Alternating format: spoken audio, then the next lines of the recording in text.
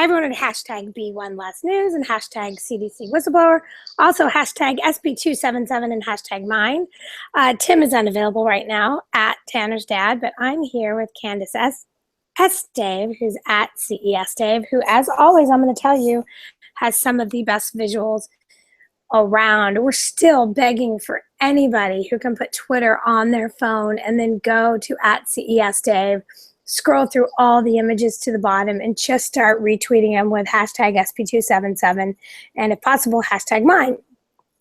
I want to start with the reason why this won't be Tad Tips 174 is because somebody went into tinyurl and took Tad Tips 174 through Tad Tips 205 to go to a website that says how do vaccines cause autism.com, and then when you so now the Tad Tips roll over to that main page, which just says they don't. So the comedy is that they think they one-upped us. The reality is that they just doubled down on how powerful what we're doing is, because if we can get someone to do something that's against the terms of service of tinyurl, that then will get one of these big internet companies to probably go after that website as being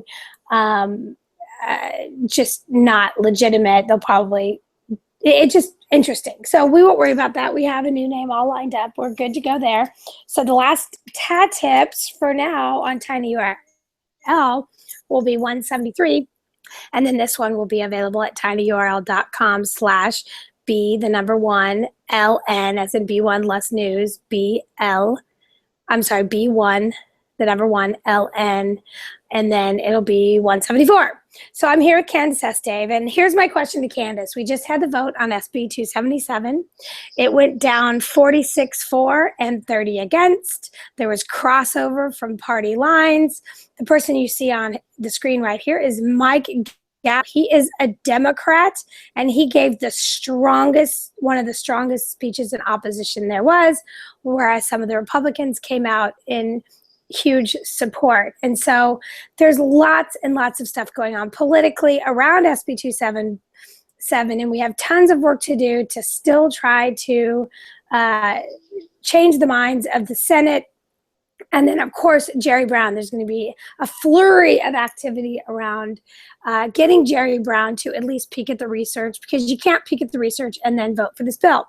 Here's my question to you, Candace. We started this together in August of last year, 2014, and we started with the hashtag CDC Whistleblower, and we had very specific goals around hashtag CDC Whistleblower.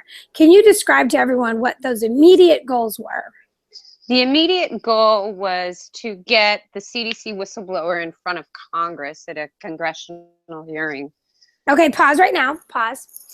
Would you say that SB 277 and all the flurry of reporting around that, and all of the groups that have come forward that never would have come forward in opposition to SB 277 that also want Thompson subpoenaed, is something we never could have reached if it wasn't for SB 277? Absolutely. So would you say that we're 1,000 times closer to that goal than we ever were the whole time when we crossed 2 billion impressions? Exponentially, yes. Would you also say that after we recognized quickly that we weren't going to get media around the CDC whistleblower, William Thompson, and that we weren't in a position to get William Thompson subpoenaed early on in September and October, and we transitioned into recognizing that until we get more people educated on where to look and how to find and where vaccine awareness data is on the internet, that we're not going to get anywhere. And so we transitioned into the explicit goal of attempting to educate the masses about vaccines. Yes.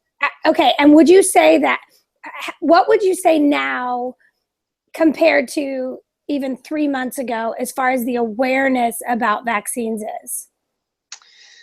Oh, it's just a million times. We have so many more parents on board. These are not vaccine injured people. These are people that are concerned for parental rights. They're your everyday families that are on board with us, with the CDC whistleblower. They're the African American community on board with us. Go ahead. Go ahead. Well, here's my point.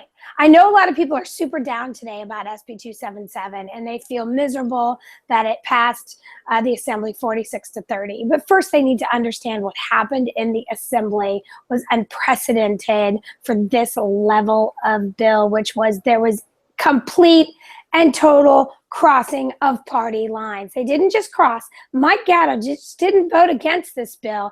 He came out as a champion against this bill, and he is a Democrat. That is the power of research versus non-research. So here's my point. If you took SB 277 off the table and you pretended like SB 277 wasn't happening, completely separate from the bigger picture of what we have to do moving forward, you would be ecstatic about where everything is right now.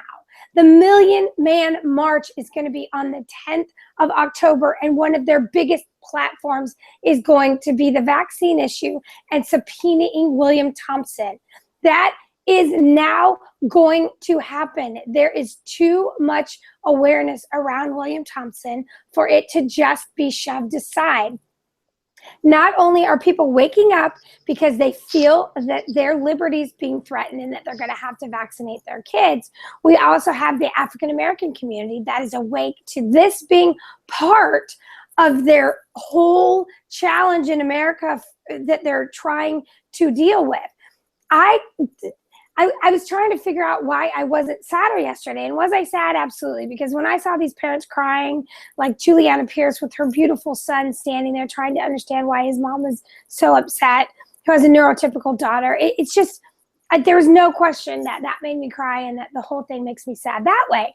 But when I look to what our objective was with pushing the hashtag CDC whistleblower over 2 billion impressions, I never could have predicted we would have had this level of success today in June. We never could have. Could you have predicted that, Candace? No, it's all that we could hope for, actually. It really is. It's outstanding, and that's the part that they can't legislate away, the awareness. So the most important things that you do every day is you have your Be One Less moment. I've already had mine this morning, where you see a pregnant woman and you just write down on a piece of paper, you know, the best site I ever found was beoneless.com. And then I write on there, older, fatter, fewer, healthier, no Tylenol on there. And I say, but if you must, here's the things you need to know. So I want people to celebrate today as they walk into their legislator's office. It's the Friday that they're in your neighborhood. There isn't a Friday that should ever go by again that you don't stop by your assemblyman and your senator's office. They need to know that we're not going anywhere, and we're going to be able to do that Fridays in their offices. And then as soon as they come back from their legislative break on August 17th, we're going to saturate Sacramento as soon as it starts cooling down. So right now, celebrate that the world of vaccine reality has come to a place we could have only dreamed of through media and the African American community and the Scientology community. Celebrate that this vote was so different than they wanted it to be. They absolutely did not want Democrats to come in opposition of this bill. Celebrate that it has woken up the sleeping giant. So we're going to continue to bring you Tad Tips. They just won't be Tad Tips 174 and on. Let's go just through this other meme. So this was our big champion. Mike Gatto did such a beautiful job, and he is a Democrat. And then this is, you have to listen to her floor speech. People are putting that together right now. She is a Republican. She was a co-author of the bill. Her name is Catherine Baker. Her Twitter handle is Baker for Assembly with the number 4. She is a Republican, and she said, I wanted to make sure there was a voice for parents. I wanted to make sure it was a parent who didn't have a very straightforward experience with vaccines. If she doesn't think, at minimum, those voices were carried throughout this entire process, that is so, so sad. There's this is a Republican that I have no doubt will be challenged ferociously at the primary, and she'll lose her seat. So today you're going to see all kinds of interest in the Democrats who spoke in opposition and the Republicans who spoke and voted in support, because in lies one of our jobs, which is to make sure that the power that we wield is understood quickly, as it should be, and that right now we do all the pressure on Jerry Brown. I think I saw a meme from you, Little Missy, about Jerry Brown. Did you have a Jerry one in here somewhere? I did. I think that was yesterday. Have you been a tweeting phenom? I'm like, here's a picture of what the vote looks like. So it just wasn't the blowout that people were afraid it was going to be. Tons of movement across party line that we love to see. It means there's people who are awake to the truth and there's people who are not. And the people who are not sound like Kathleen Baker. I mean, she couldn't have made more of our points if she tried. Have I skipped him? Is he down? I don't farther? think so. You'll have to keep going. Farther? I think so. You were a tweeting phenom yesterday. I didn't even. Oh, there it is. And here's where the reality check is. Governor Brown will shatter his legacy if he doesn't veto SB 277.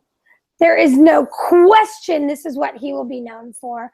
Nobody will care in 20 years how many budgets he balanced or how many things. He will be known for not vetoing SB 277 because he did not bother to look at the science. I actually think he is going to veto SB 277, but only if the pressure starts now. We love you, and we'll see you on Twitter. Anything, Candace? Just thanks to my assemblyman, Ketcho, who voted no. We made a difference here. Absolutely, and huge shout out to my Assemblyman David Hadley, because I had gone to meet with him at a meeting. I didn't even meet with him. I just met with his chief of staff where I walked up and I said, I hear he's firmly opposing now. I'd like to get that on camera. She said, no. He's just going to vote no, and then he'll come out publicly. And I said, you know what? That's not enough.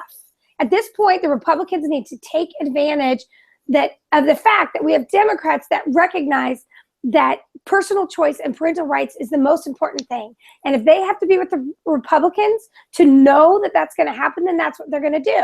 That's not enough.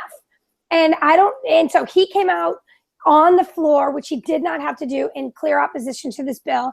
So he wiggled out of my doghouse. So good job to you, David Hadley. And we will see you on Twitter at hashtag SB277, hashtag mine. And we're bringing hashtag CDC whistleblower back in full force. Thanks. Bye.